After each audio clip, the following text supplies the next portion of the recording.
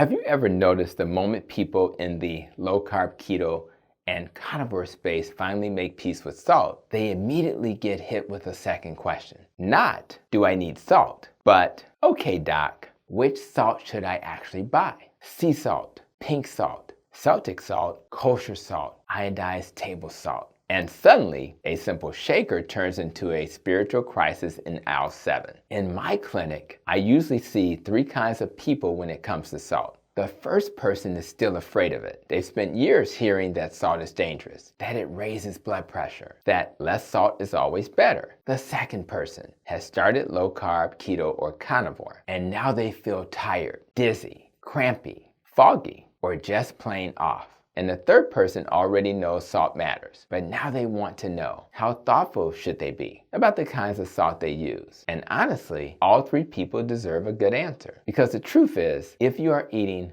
low-carb, keto, or carnivore, salt often matters more than people realize. But that does not mean you need to panic if all you have at home is regular ionized table salt. And it also does not mean it's silly to care about choosing a high-quality salt. Both of those things can be true at the same time. Before we go any further, drop a comment and tell me which salt you use most right now. Sea salt, pink salt, Celtic salt, kosher salt, or iodized salt. So in this video, I want to help you understand why people on low carb often need more sodium, what the real differences are between the most common salts, and how to choose the right one for your goals. Let's start here. Most people have heard the standard advice: keep sodium low, avoid salt, watch your blood pressure. But that advice was shaped in a world where most people are eating the standard American diet. And a lot of their sodium is coming from ultra-processed foods, restaurant foods, frozen meals, packaged snacks, breads, and sauces. The foods that make your taste buds clap, while your metabolism quietly files a complaint.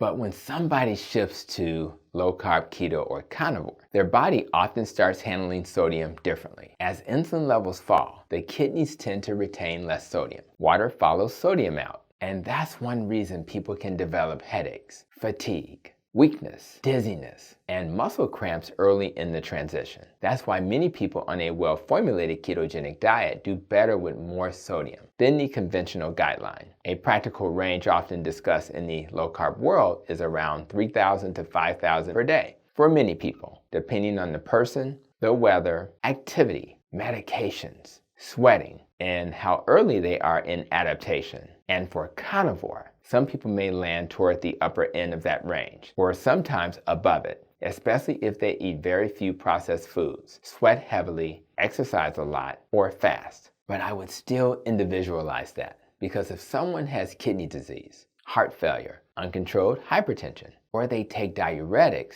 or certain blood pressure medicines, this conversation needs more care. So the big takeaway is simple. If you're eating low-carb, keto, or carnivore, salt is often not the enemy. In many cases, it is part of the strategy. Now, once people understand that, the next question becomes, if I'm going to use more salt, should I care which one I buy? And my answer is yes, but with perspective. The first priority is usually getting enough sodium. That's the foundation. But once that part is handled, it is perfectly reasonable to care about quality, sourcing, refinement, texture, flavor, and iodine. That's not obsession. That's thoughtful living. So let's walk through the major players. First up, iodized table salt. This is the salt a lot of people love to criticize. It's refined. It's usually mostly sodium chloride. It often contains added iodine. And yes, compared with more artisanal salts, it is more processed. That part is true. But I do not want beginners to hear processed and think danger. If basic iodized salt is what you have at home and it helps you meet your sodium needs, that is okay. Now let me pause here, because this is where iodine comes in. Many people in the low-carb world move away from iodized salt, and that can lower iodine intake if you are not getting it elsewhere. So yes, don't forget iodine. But I would not assume everyone needs high-dose iodine. For most people, the goal is enough, not extra. So if you use a non-iodized salt, just make sure iodine is covered through food or a modest supplement when needed. That's the balance. Now back to the salt options. Sea salt is generally produced by evaporating seawater or seawater sources. It is often less refined than table salt. It may contain trace minerals, and many people prefer it because it feels more natural and often has a different texture or flavor. That preference is valid. Now, are those trace minerals usually present in huge enough amounts to transform your health? Not usually. So I would not oversell that part. But I also would not dismiss the value of a less refined product that some people simply prefer to use. Then there's Himalayan pink salt. This is mined salt. Its pink color comes from trace minerals. It looks beautiful. It has become very popular in the health world. And I think the balanced take is this. No, I do not believe Himalayan salt is some miracle crystal that heals everything except your cousin's bad decisions. But I do understand why people choose it. Some like that it is mined, some like the taste, some like the texture, and some enjoy using it. That's reasonable. Now let's talk Celtic salt. Celtic style sea salt tends to be more moist, coarse, and less refined. They have developed a very loyal following, especially in wellness circles and in the low carb community. And I get it. They feel traditional. They feel premium. And many people generally like the flavor and experience of using them. Do I think Celtic salt is mandatory? No. Do I think it can be a perfectly reasonable, high-quality choice? Absolutely. Then there's kosher salt. Kosher salt is loved by chefs because of the crystal structure. It pinches well. It distributes beautifully. It's excellent for cooking.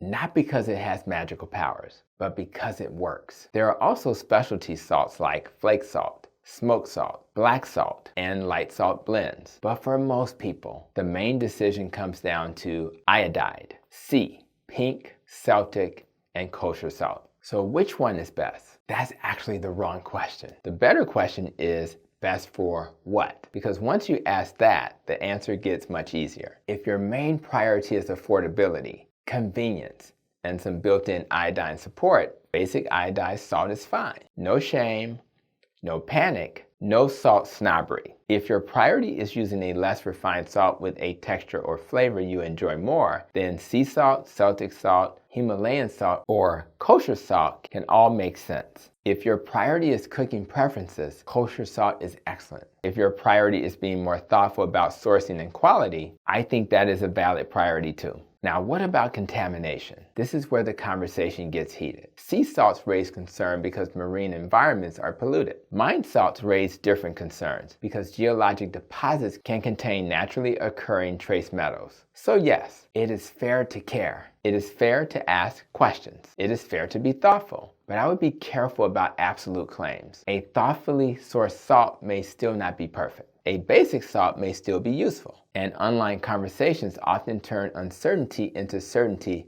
way too fast. So when my patients ask me what would I do, here's my practical answer. If you're just getting started, do not let perfection stop you from getting enough sodium. Use what you have. Feel better first. Do not sit there with keto headaches and leg cramps waiting for the perfect salt harvested by moonlight and approved by 6 podcasters. If you are farther along and you want to level up the quality of your choices, then yes, I think it's completely reasonable to choose a premium salt you trust and enjoy. That is a thoughtful upgrade. And if you do that, just remember the iodine conversation. Not panic, not mega doses, just intentionality. So, sea salt, pink salt, Celtic salt, which one should you actually buy? My answer is this: buy the one that fits your goal. If you need simple, affordable, and practical, basic iodine salt is okay. If you want less refined, more premium salt with a taste and sourcing profile you prefer, that is okay too.